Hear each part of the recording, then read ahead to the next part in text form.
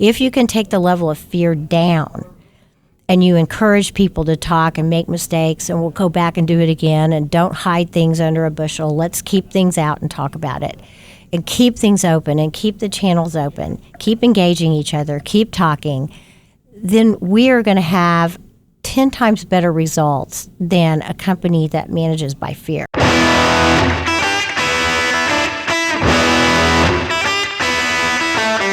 Welcome to Real Leadership, the podcast that spotlights leaders who make, move, and process things in the real economy.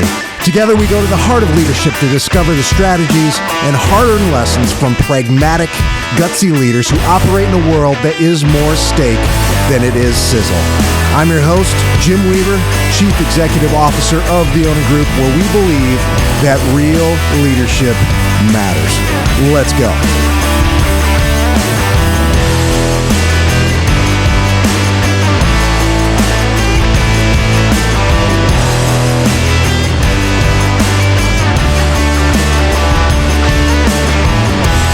Sitting in a hospital room after her father and heir apparent brother both suffered major heart attacks, Paula Marshall, our guest, watched her parents desperately try to decide who would run the family business.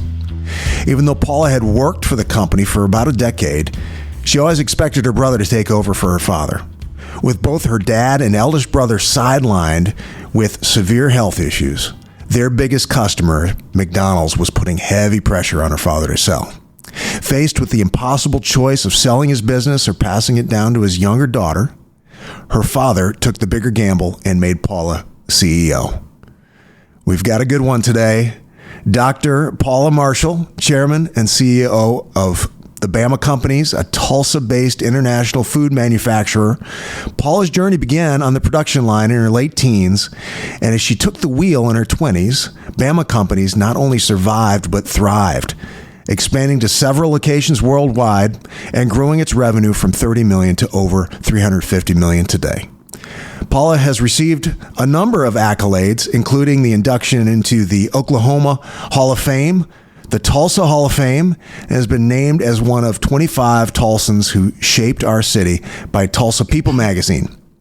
Paula earned her doctorate degree from Oklahoma City University and is the author of several books. We're excited to have her. Welcome, Paula. Thank you. Excited to be here today. Yeah.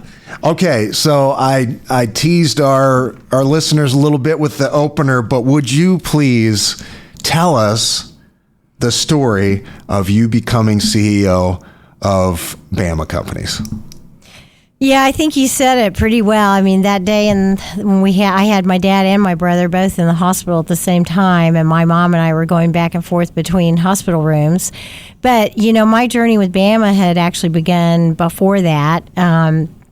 When I was a teen pregnant and at OCU, at Oklahoma City University, and had to drop out and come back and go to work as, a very young girl. So, yeah. My dad was always very interested in his children being part of the company, and my mom was always kind of like, no, I want you to pursue your own path. So she was kind of pushing me to pursue my own path. And my dad, when we all found out this situation that I had gotten myself into, he was the most encouraging, told me to come back, wanted me to come back. And, he even offered me a room in their house, which my mom was horrified by. But, said, come and we'll work it out. We'll figure this out. And I want you to come go to work. So within 6 weeks, I was down on the production floor doing all kinds of, really hard tasks and learning a lot about the lives of our team members that came to work at 4:00 every morning to help get the pies out the door. Yeah. And what it meant to be part of this, sort of our beginning roadway with McDonald's Corporation in those days. So a lot of what we were doing was by hand, mixing by hand, making a lot of the fillings and the crusts and things, by hand, and freezing them overnight in a stand-up freezer and just all kinds of things that we were doing to try to get that business going. Mm-hmm. And, it was really fascinating, but very hard work, 4 a.m. until 12 o'clock, and then go and finish school and do, take care of my child and all those types of things. So it wasn't easy, but that was the prep for me being in the hospital that day. So I'd actually been at Bama for 7 or 8 years when this situation happened with my brother and my dad. And that must have put you in about your mid-20s?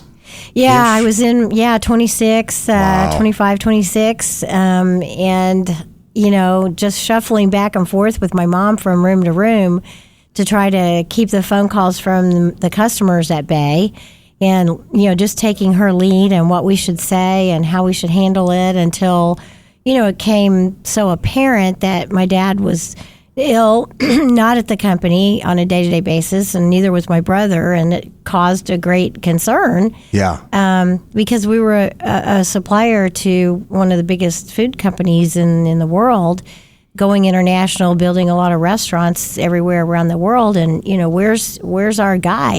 Where's our pie expert? Yeah. And we finally had to confess and say that he had a heart attack, as well as my brother, and they were both out of the business for several months. Wow. And that during that time became a really super difficult time because we were fighting for our lives and to stay a family business. Yeah.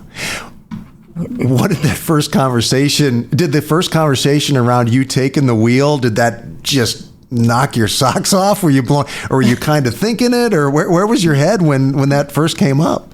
Well, I was with my dad, and I was actually doing a software conversion because I'd worked all over our company, and at that time I was running our IT department, and it was not a big deal, but it was a big conversion for us, and so I was going to school and learning all of the IT stuff at the time, and my dad came in one night because we were having trouble with our payroll conversion, and Dad came in. He's like, "What are you doing here? It's like 3 or 4 in the morning. What are you doing here?" And I said, "Well, I'm doing our conversion, Dad. We need to stay. I got to stay until the payroll checks are right. I can't leave until people are going to get paid today. Is payday, etc." Yes. And so as he's sitting there on the box, it was like a box of computer paper, and we had them stacked up, and he was just sitting there on the box, and he said, "Do you ever have any interest in running this thing?" And I looked at him, and I'm like, "Well, you mean like what I'm doing right now? Like I'm running the computer, And he's like, I'm like, running the payroll, running the office? What do you mean?" And he said, "No, running this whole thing called Bama." And I did about fall on the floor, honestly. I was so shocked because I said to him, "Well, what about John? What about the other brother? What about, this person or that person?" And, he said, "You seem to have it in your heart. You seem to have it in your blood. You seem to have a passion. You come to work every day. You're dedicated. You work hard. And your mom seems to think, this women lib movement thing is kind of a thing, and it's going to stick around." And he's like, "I've never been a fan. I always, he was very, old school and thought that women needed to stay home and knit and, have the meals ready when the guy got home. And even though my mom never did that, but he thought that's how you should expect to be treated." And I said, "Well, honestly, Dad, I don't want to. I don't want to do that. I want to be my own person and make my own money and work and have my own self-esteem." And that's exactly what, ended up happening. So it worked out. Yeah. What did McDonald's think of the idea? Well, it didn't happen easily with them either. My father and that level of management that he worked with at McDonald's were all senior leadership, and pretty much all guys, probably late, mid 50s to late 60s, and also didn't really think much of the women's lib movement, didn't think much of, women being owners of businesses, and thought it was too hard. And it was just, it was a mindset change, and it was something that, my dad had to really stand firm and say, his famous quote, which I write into my book, about the fact that he said, "I was eating 3 squares a day before you guys came along, and I'm sure we'll be eating 3 squares after you're gone." Wow. Because this is what I'm going to do. And he burned the boats there, didn't he? he put the match in it for sure. Yeah. And he trusted himself enough, and he trusted that they would ultimately do the right thing and not force him to sell his company to an outsider when he didn't really want to do that. Yeah. Understanding your labor market is crucial for successful recruitment. Onin Staffing's Recruitment Strategy Guide provides insights specific to your geographic location and the positions you're hiring for. Our Recruitment Strategy Guide delivers a clear snapshot of your labor market and actionable intel to tackle market-specific challenges. With Onin's expertise, we help you navigate and win in your competitive landscape. Empower your recruiting process with the insights you need. Learn more about Onin's Recruitment Strategy Guide at oninstaffing.com/strategy.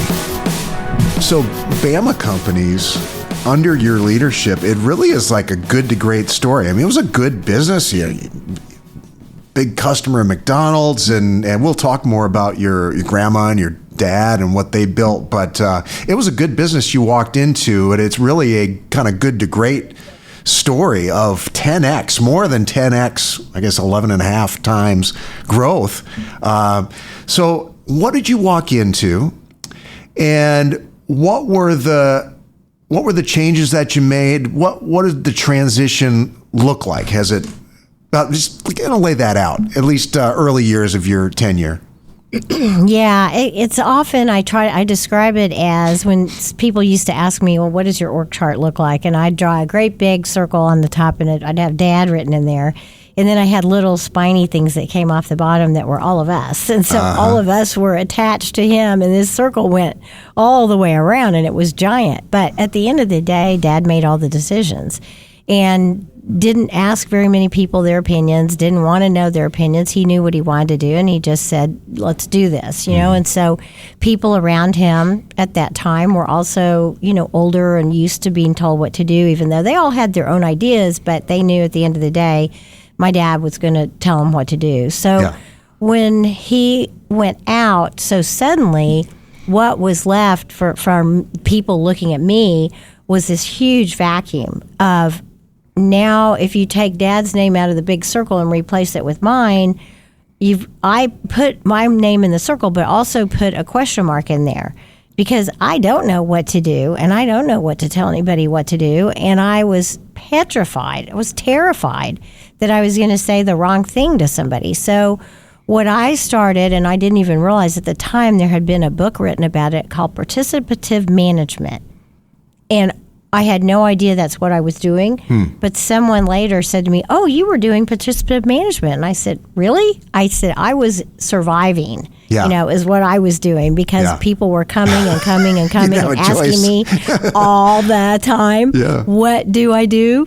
And I said, I don't know. I said, what do you think? What do you think? What do you think? And then I began to get groups of our managers together who were also petrified and hadn't ever been asked their opinion or what they thought. And so it took a few months for us to actually be able to talk openly and not be afraid. And people were, the only thing they were afraid of is that, to be honest, Dad was going to come back and all this was going to go backwards and they were going to have to go back to the way they were. And they were enjoying it. People were enjoying it, coming up with ideas, getting synergy from each other, talking through things with each other, not keeping secrets, not keeping anything in the dark. And let's just be open and let's just, do the best we can. And if we make a mistake, we'll come back and do it again, because we're all going to make mistakes. I would say the second thing was there was a lot of fear in our organization. And because I had worked on the floor, I had worked with many of our team members, I knew them all and their families, and everybody had helped raise me. I hated to see that fear come into the workplace. And it was something that I could feel. It was palatable, the fear when my dad came around and he was angry or if something wasn't going right.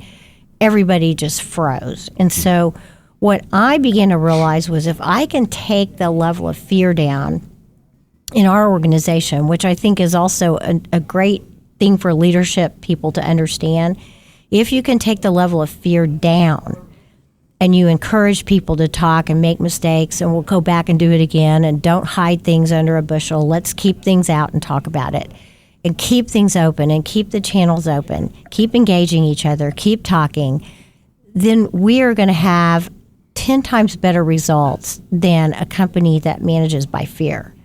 And people think, once they get into management, they sort of think they have to wear this mantra of, I'm the big boss, I know everything, just watch out for me, and if you do something wrong, I'm going to fire you. And they think, because they have the ultimate power, that is going to make for a winning team. And we've never, ever, ever done great when we had people afraid. Wow. So Yeah, I so really have worked in that arena almost now my whole career of working on fear in the workplace and working on communication systems and team engagement. And that's really some of our pillars of what we build our company success on. Yeah. That fear, anger dynamic, it can accomplish some things in the short run, but it'll always kill you in the long run, because you lose really good and smart people. Yeah. Good and smart people will not stick around for that. Yes. And so while, my dad was right, you have to have the ultimate person who will make the call, so that being that's my job, being at the top of the list. The amount of input, the amount of engagement that I want, and the amount of explaining to people that we're going to do the right thing. We don't have to all be afraid when we go out of this room. We're going to do it together.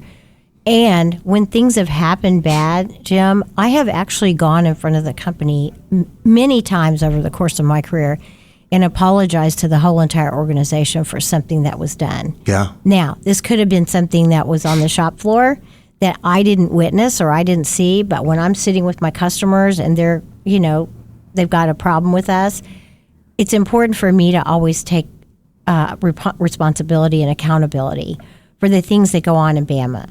Yeah. And so when I sit and talk with my team members and I say, look, ultimately it's me. I'm the one that is going to take the heat if we do something wrong.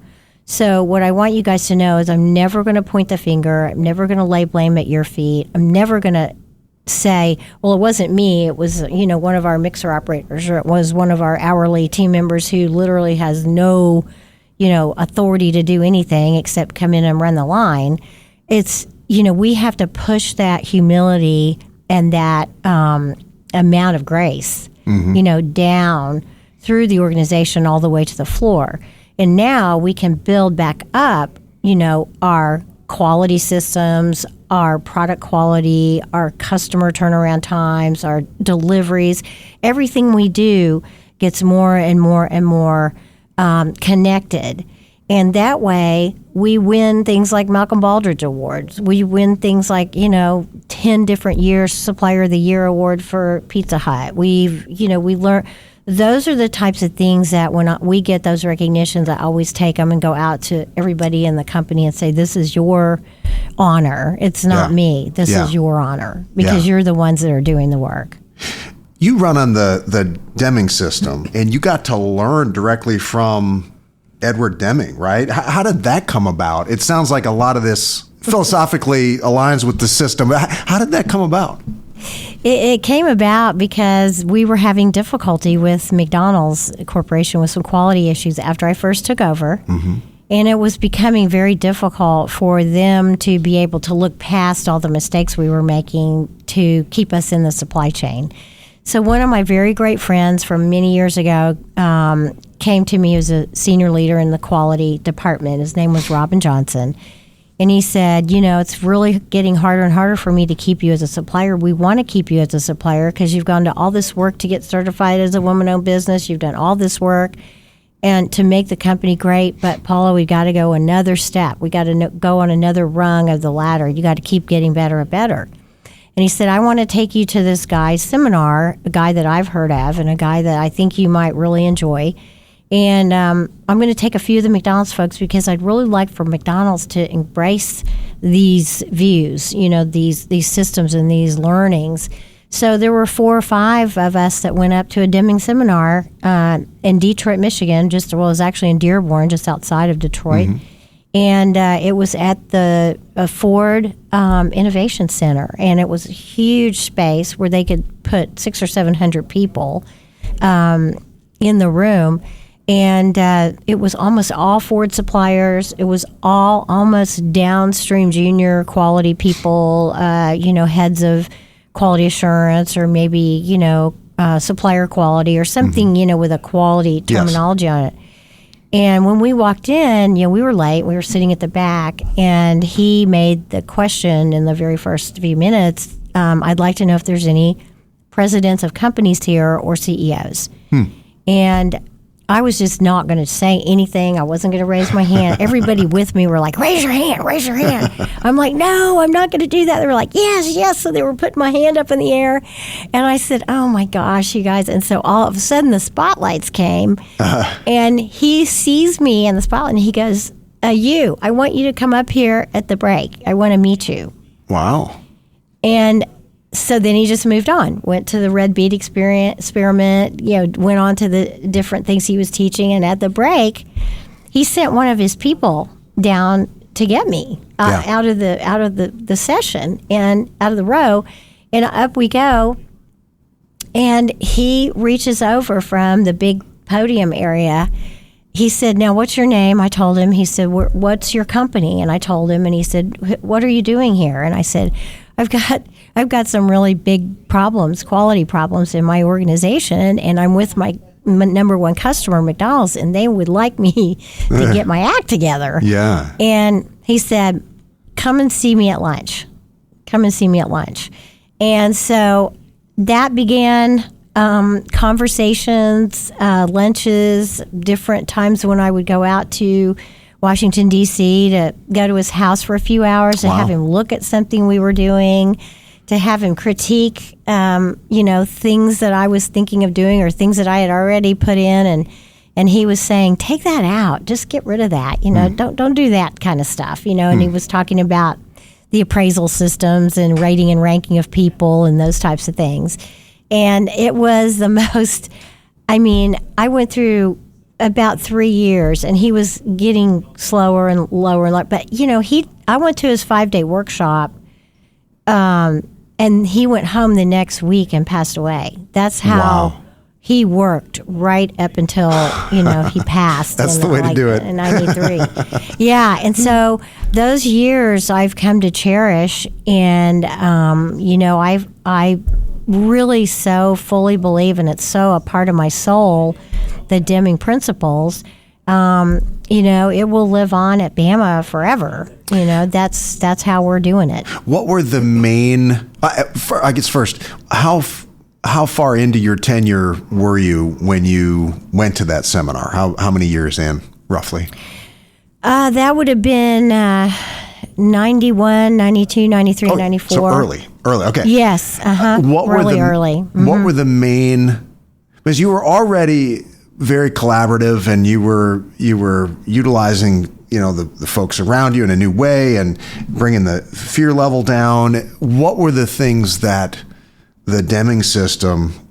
What did you adapt from that really were the difference makers, do you think?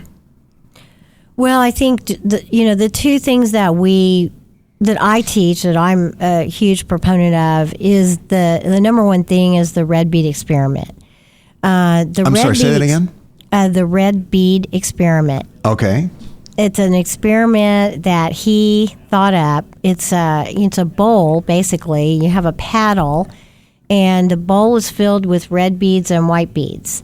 And so he has this whole shtick that he would do, where he would have people come up on the stage, and he would ask them to produce white beads. And he would give them this paddle, and he would give them all these intricate instructions.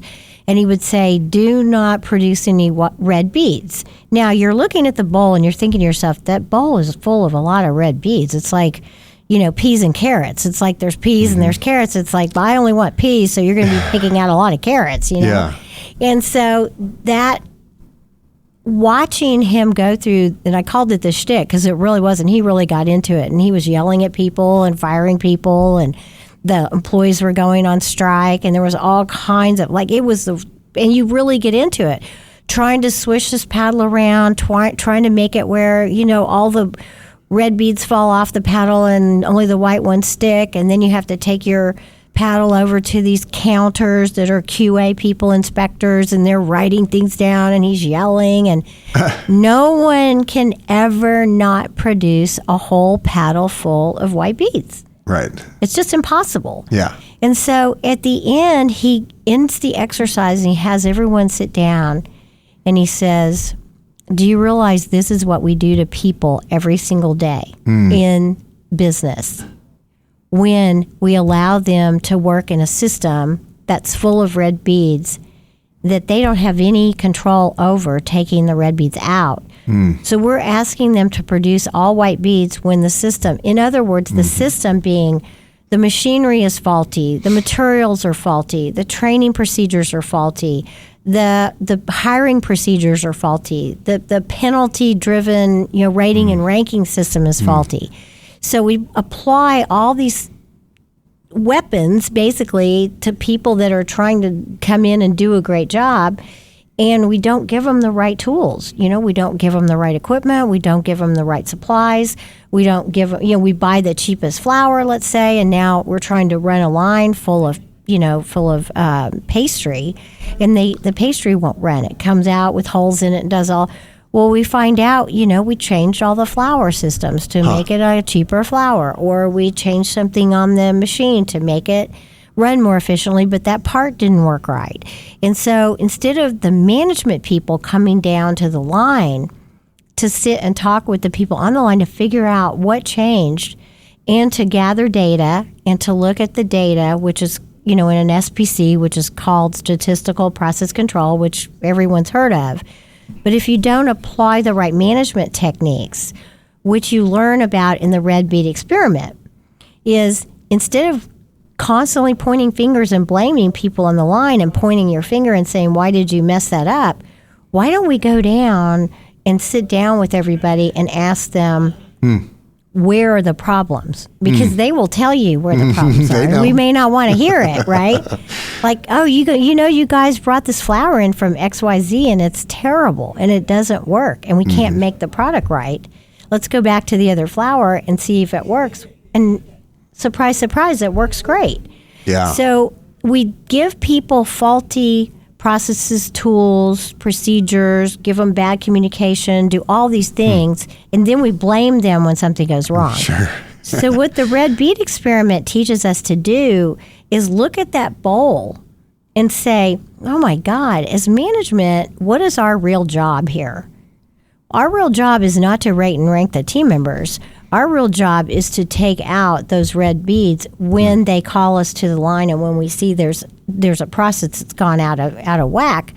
We need to go figure out where the issues are, not them. We need to go to the process and find out where the issues are. So that's what I'm saying, is that Red Bead Experiment was so powerful for me to see that, because I could see in myself, yelling people, putting, the arbitrary rating and ranking systems in, and giving people money based on whether they did things right. I mean, I could just see it, and I felt so bad. I felt so bad for all the people that either my dad had fired or I had let go or whatever, that really wasn't their fault because it was faulty stuff that I was providing. Yeah. So that really hurt me. Yeah. And the second one was the system of profound knowledge, and that's just Dr. Deming's overall 4 points of systems thinking, and thinking about the systems, about the amount of variation they produce, thinking about how are we defining quality and what's the theory of knowledge. And then finally, it's understanding human behavior. And if you don't have all of those 4 things put together in your management systems, you're going to be sub-optimizing what you're doing. Yeah. Long answer. Great. Sorry about that. No, that was fantastic. That's very provocative, for sure.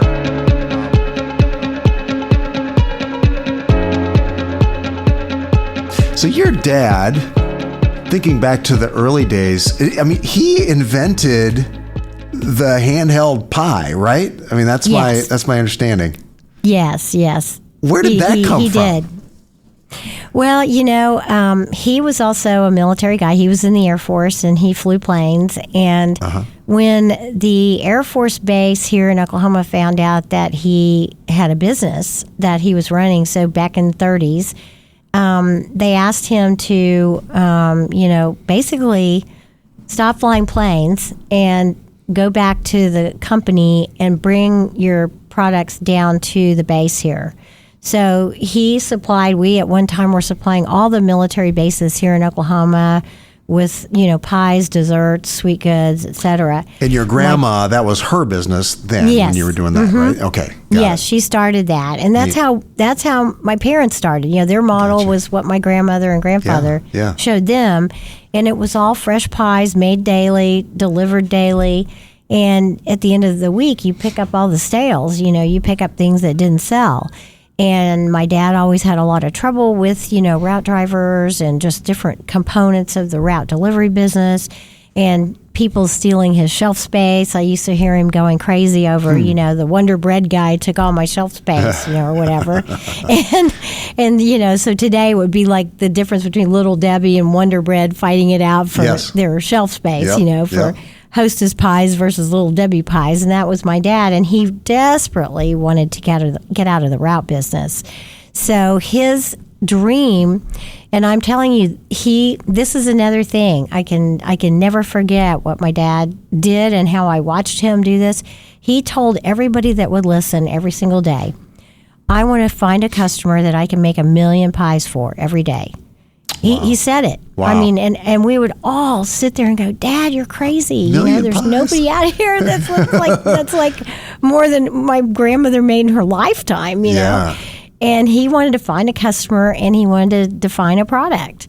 And he, through just sheer will of wanting to get out of the day-to-day grind of being in the fresh pie daily route delivery business, he found this idea of, the Weber's root beers and the, the Sandys and the Hardys and these places that were big, in the 50s. And he wanted to come up with a dessert, that people could eat in the car. Yeah. And he gradually, slowly but surely started taking our business, with my mom's help, buying equipment, buying some more ingredients, getting some more customers, getting on the road.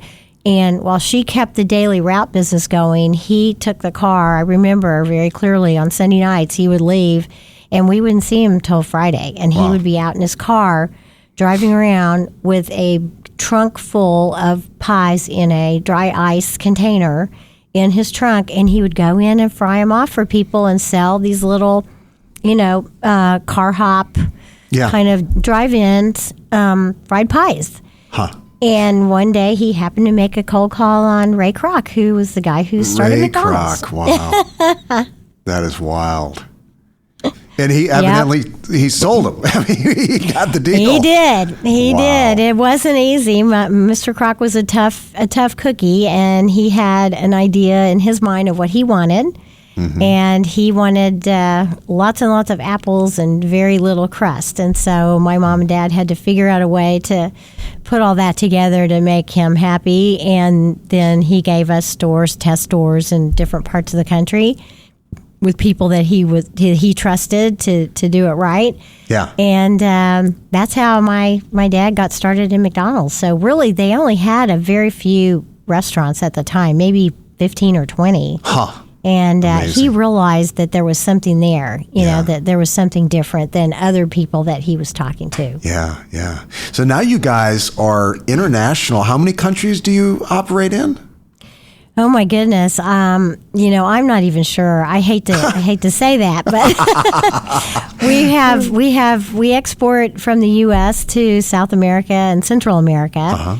Puerto Rico and those places. And then we have a business in China, which exports to Japan. And then we have a business in Poland and in Wales.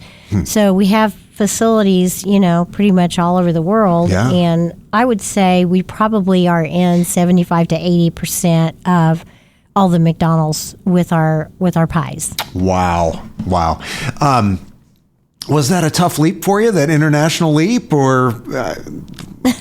It Well, seems it like that would be a definitely- heck of a leap, but I don't know. It definitely was for my dad. It definitely was. And he was very worried and very scared. So when, because I was making relationships at McDonald's with a lot of the people coming up, that were working under the folks that my dad knew. And I was making relationships with them, and a bunch of them were going to go open some stores in China. And this was back in, 1998, 97.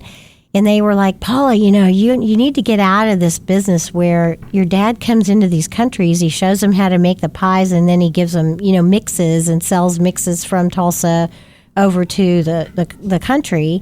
And that was my dad's way of not having to have assets on every continent. Right. And it was obvious to the McDonald's folks that was not a winning formula. They wanted hard assets. They wanted you to have a leg into a foot into the country and not just ship things in. That was not part of the agreements that they were making with these governments, that they were going to provide jobs and they were going to, have their suppliers come there, and their suppliers were going to invest. And that's part of their operating, caveats with all the people that they opened stores with. So my dad's model wasn't really working. He didn't really, wasn't making a successful play at doing that. So I said to him, Dad, they're going and they want us to go. And he's like, are you kidding me? China's the most, crazy this and complicated. And if you think it was hard, in Japan, just wait till you get over there. And then the communists, they're just that and the other. And I said, Dad, these guys, they're going to give us a chance. And I said, I want to go. I really want to go. And so what we did, I said, I'll come back with a very small, we'll do a very small plant, a very small footprint. It's basically they have 4 or 5 stores that they're building in China that are going to be huge. And it'll be on the property with some other U.S. companies, and we'll do some joint ventures with some of the U.S. companies.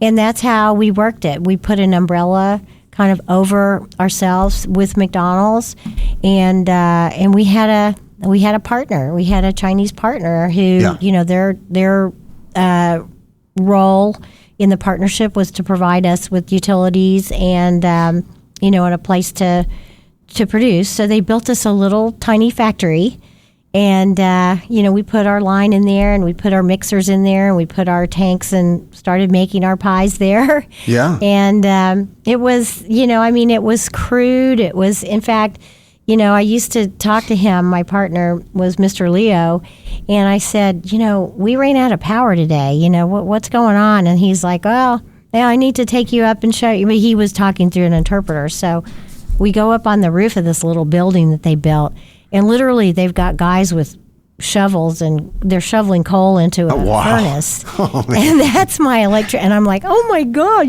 what's this? He goes, well, this is temporarily how we're going to have to get power to our little pie company. And so we will get power eventually, but for now, this is how we're doing it. So, we might run out occasionally. And I'm like, oh my gosh, we didn't have a telephone. We didn't have showers at the plant. We didn't have hot water for a long time.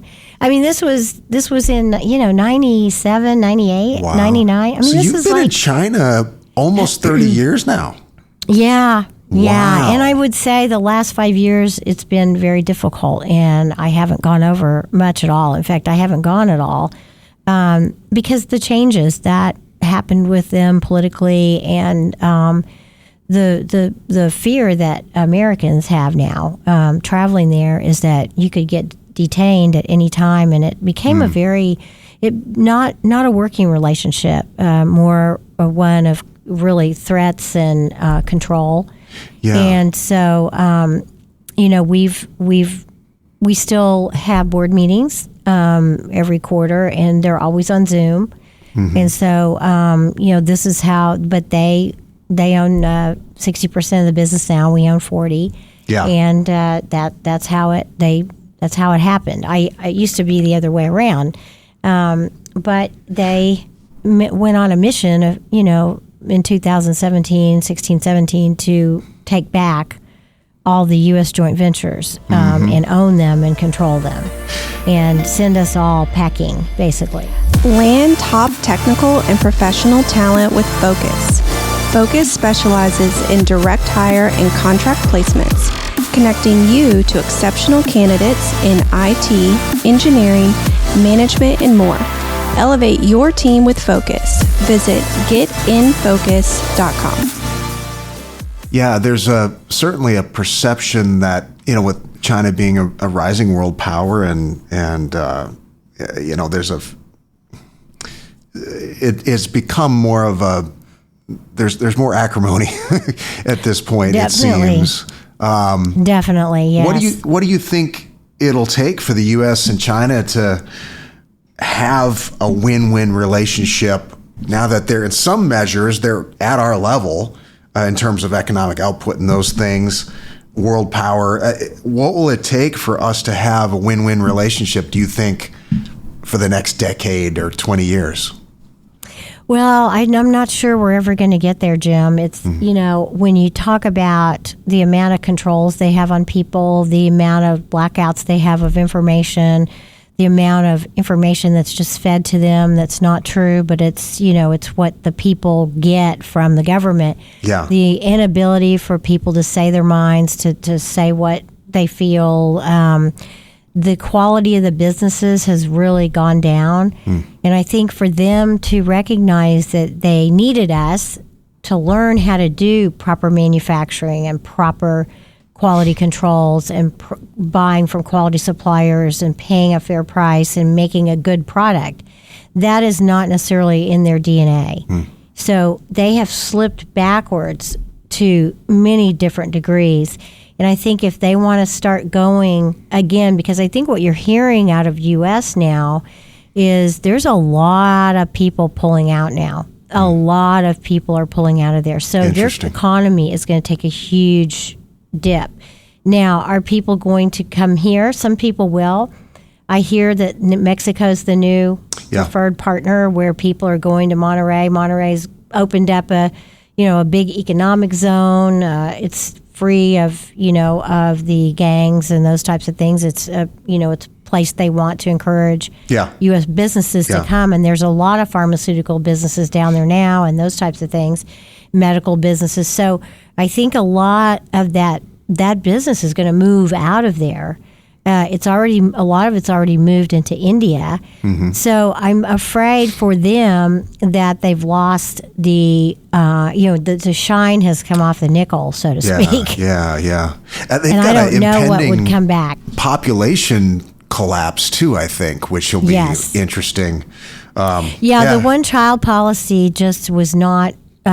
We could tell when we were there, because they started it when we were first starting to go over there, and we kept thinking, what is this? And eventually, you could just play it out in your own mind, and why they didn't, I don't understand. But they've created a world of very spoiled single boys that have been raised by parents that gave them everything, wanted everything for them, and now they don't have the work ethic. They want to drive around in nice cars. They want to have a lot of money, and people are very resentful of all these millions of very spoiled single boy families. Interesting. And they're trying to run around and find girls for them to marry. And it's very scarce, right? They can't. They can't. Yeah. So that's why a lot of the trafficking you hear about, but the trafficking is not necessarily good for China or anyone. The trafficking is horrible. Yeah, that's awful. Yeah. But I fear a lot of it is they're trying to find girls for their boys to marry, so they're trying to all of a sudden create a lot of women, and it's real messed up, Jim. It's just they've got so many, and part of the problem also in my mind is the Americans will not be, at least I think what will happen at my customers and what's happening, with me and all the other suppliers is a lot of us got our businesses taken really from us. Our team members were put in jail or they were put in isolation for a year. They were not. They were very harsh in their treatment of a lot of American companies and a lot of expats during COVID, and it's not going to be forgiven very quickly. Sure. How quickly that went around to, we're going to grab control as quick as we can and kick you guys out of here, and we're going to make it very uncomfortable for the expats who are left. So that's what I think will be a hangover in trying to get it back. Yeah. Is the treatment that we were given. Yeah, absolutely. That makes perfect sense. Huh. Well, that is very counter. I can see why you have a hard time operating when that's going on. You have a very elegant personal mission statement that you've put out there and shared publicly. So hopefully it's okay if I share it now. I wanted to ask Absolutely. you about it. So to love and honor every soul, every second. That is really beautiful. It's a high aspiration. How do you connect that to or reconcile that with the need to drive performance? Mm-hmm. Yeah. How do you connect that? Well, again, it goes back to my roots of, fear in the workplace doesn't work. Engaging people, having conversations, getting out on the floor, that's what I call it. Get to where the real work is happening. Find out for yourself what's going on and understand. So seeking to understand. So when you talk about, performance in itself has a component of all those things. It has a component of I am going to be afraid because I don't want to fail. So I'm not going to talk to anybody. So I'm going to keep a lot of secrets. I'm going to step on the guy next to me so I can get ahead. And it breaks apart, when you start looking at the elements of what we call peak performance. Mm-hmm. So what we look at is the whole, the system itself of all of Bama, which really contains all these plants all over the world, all of our team members, all of our management teams, always, every single day. And that is working through this thread of what we call continuous improvement. And so that's where we're looking at, the statistical performance of our business over a period of time and looking at gradual, perceptible improvements and change. But not, we're not going to tear up the baby with the bathwater and leave everything, in the search of whatever it is that we think, So I'll give you an example. At one point in time, I had this high aspirational goal. We had worked with some consultants. We were talking about being $1 billion company. Now, unfortunately, being in a Deming system, we don't chase numbers, so we're always chasing internal, communication, team engagement, lifting up through love and honoring, each other, not through beating each other with sticks and weapons and everything like that. Yeah. So what happened was, A, we're not going to go out and buy a lot of companies because I don't have that kind of money. B, we're going to do it through organic growth. And C, we after getting beat up by so many of my team members saying, where's my $1 billion, over the years, because, you're going to get some deals and you're going to miss some deals. Mm-hmm. There's a lot of deals that go on in corporate America that shouldn't happen. Yeah. Because they're bad deals. But because somebody up at the top pushes, you get the deal, and then you look at the fallout from what happens. So many thousands of people losing their jobs, so many thousands of products going in the toilet, so much, hate, people getting hurt in companies. It's the devastating fallout of all of this reaching is not something that, I'm comfortable doing. Mm-hmm. So we're going to go for excellence through continuous improvement, doing things that are important to our customers, teaching, training, engaging, talking, and that's and trying to build each other up. So we've gotten to our 400 million or however big we are now by, doing things our customers wanted and needed us to do, and putting capital in countries and building with jobs and starting to make things and starting to improve the production of how things are made. Yeah. And so that has been our excellence formula, mm-hmm. not necessarily setting a target out there or a numerical goal and telling everybody we're going to run for it. Because people end up getting in different places when they hear that number. Some people, they just can't deal with it, and so they fall out. And that happens a lot of times. So you say, oh, well, that's when the cream rises to the top, and that's why these. I don't know if you saw it, but all the big Fortune 100 companies just released what they are paying their CEOs. Yeah. And I mean, we're talking guys that are making $300 and $400 million in 1 year, or $100 million and not really in 1 adding year. value in most cases either. How It's can not you? like it's just it's a racket. No, how is anybody like that? I mean, certainly they're all wonderful guys. Most of them are guys, but I'm sure they're all wonderful guys.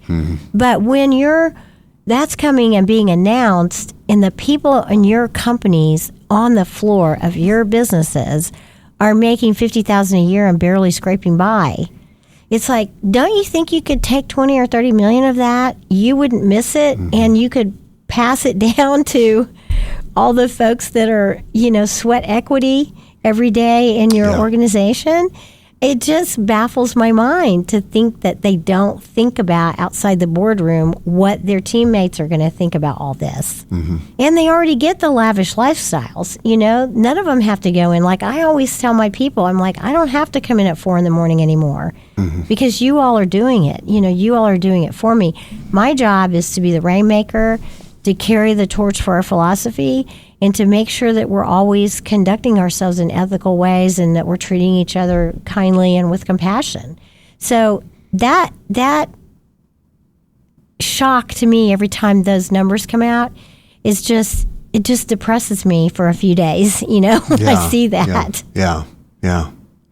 Well, that's a good spot to stop. We're up on time. I could keep talking to you for another 45 minutes pretty easily, but we have a lot of stories, Jim. Yeah. Well, thank you so much. So how can folks find out more about you, find out more about your company, connect with you? What's the best way? Yeah, I have a new branding company that I've just hired a friend of mine, Deirdre, who's running a company called D2 Branding. And they've redone my website, and I have an Instagram, and it's the Paula A. Marshall. So if you're out there and you're looking for me, just go to that URL, and you'll find me, and we'll take care of whatever you'd like to talk about. All right. Well, we'll put that in the show notes too. Well, Paula, it's been great. Thank you so much. Thank you. I really enjoyed it. I hope I didn't get off on too many tangents. Not at all. It was fantastic. All right, folks. Until next time, keep it real. Thank you for listening. This podcast was powered by Own, a family of staffing companies providing real staffing solutions to manufacturing, logistics, and food processing companies across the United States of America. To get in touch or learn more about partnering with an Own Group company, visit us at www.owninggroup.com. Thanks for tuning in. Until next time.